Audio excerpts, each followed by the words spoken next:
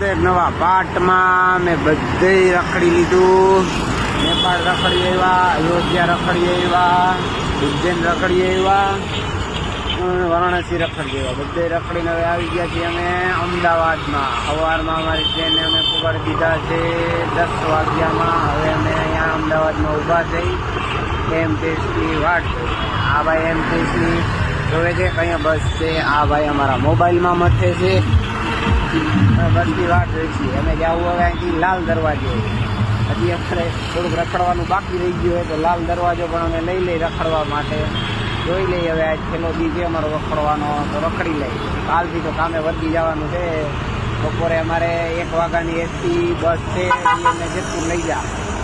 ત્યાં સુધી અમને ટાઈમ મળ્યો હોય થોડોક 2-2.5 કલાકનો, તો અમે લાલ દરવાજે રખડી આવીએ અને શોપિંગ કરી આવીએ.